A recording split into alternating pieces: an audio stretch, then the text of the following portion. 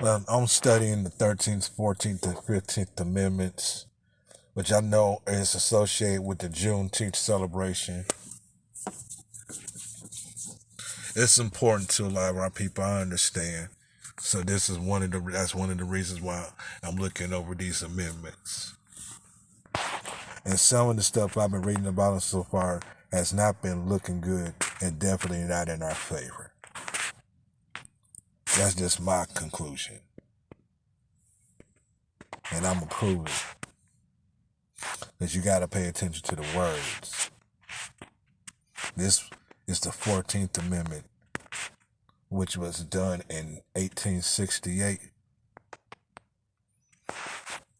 The Emancipation Proclamation committed the nation to ending slavery. Yet, what would freedom mean? Economic independence, freedom from fear, the right to vote. The U.S. Congress responded with a series of constitutional amendments ending slavery, granted citizenship, and giving black men voting rights. As I stated in my previous video, which was rudely interrupted, my father and I had a conversation about this. How in the fuck can you give me the right to vote? What gives you the right to give me the right to vote? Motherfucker, you came over here, stole this land for someone else, but you gonna give me the right to vote? Come on. We was here before you. You kidnapped us from our homeland, forced us to work, and you gonna give me the right to vote after you done did all that.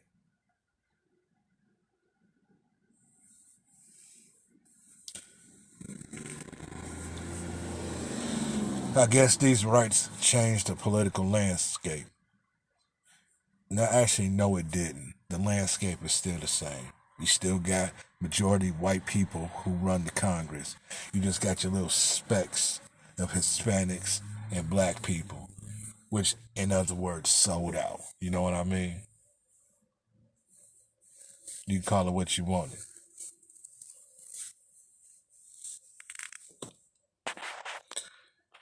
13th Amendment, abolished slavery in 1865. So that means they had us here for over 300 years. They done made all their money. We built this land. And now we expect, and you expect, and we expect the same people who enslaved us, raped us, tortured us, robbed us of our language, history, and culture to give us freedom?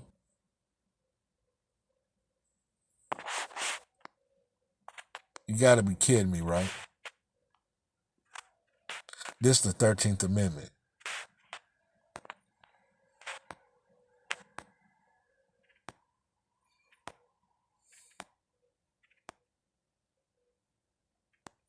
This is crazy. Freedoms denied. As soon as the war ended, many whites organized to oppose black freedom. That's where you get your KKK.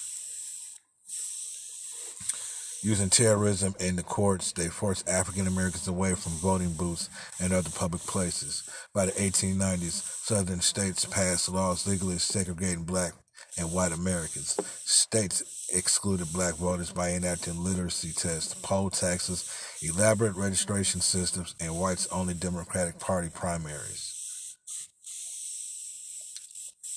So, again, where have we benefited? I mean, this is the 13th Amendment right here.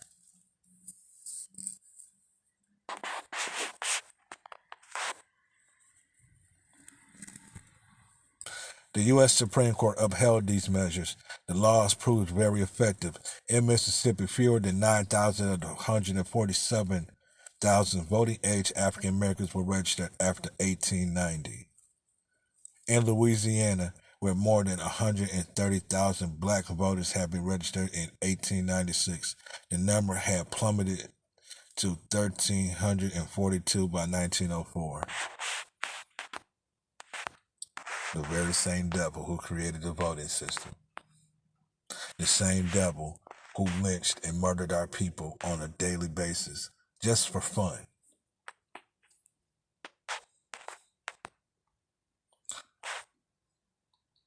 The fight over civil rights was never just a Southern issue. This becomes especially evident as African Americans moved north and west after the Civil War. The ballot is from the race for governor, Ohio in 1867. Allen Granbury Thurman's campaign included the promise of barring black citizens from voting. Barring. See, look at this. This is your racist. I mean, this should be no surprise to any black person. Any of us should not be surprised about this, who actually really pays attention to detail.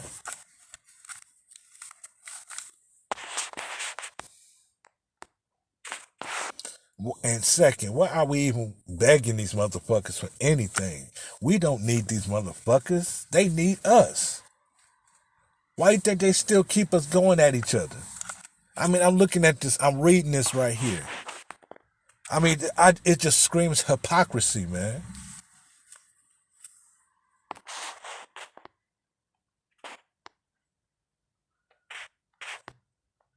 I told you, you're KKK. There you go. Year after the Civil War, 1866.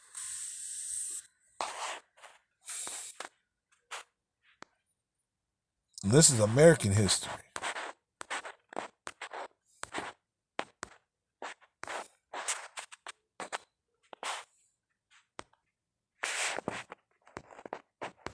This article is from the Baltimore Sun editorial. Opinion. Slavery is still constitutionally legal in the United States. That was in this just commentary. December 8th, 2020 at 10:27 a.m. And I'm doing this video June 4th, 2021. As you can see, it's 12/4/24. Slavery is still constitutionally legal in the United States. It was mostly abolished after the 13th Amendment was ratified following the Civil War in 1865, but not completely. Lawmakers at the time left a certain population unprotected from the brutal, inhumane practice those who commit crimes. Included in the 13th Amendment was this stipulation: neither slavery nor involuntary servitude except as a punishment for crime whereof the parties shall have been duly convicted shall exist within the United States or any place subject to their jurisdiction. In essence, one simple clause created a new form of slavery that led to a mass incarceration epidemic that denied African American basic human rights, with ramifications that still exist today. And who's the majority of the prison population? Black men.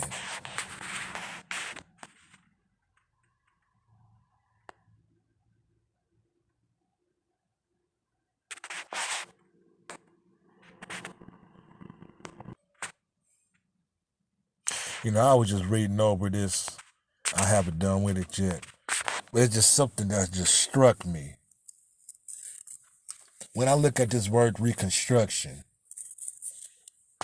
and then you read this little article, this part right here, under his Reconstruction policies, which began in May 1865, the former Confederate states were required to uphold the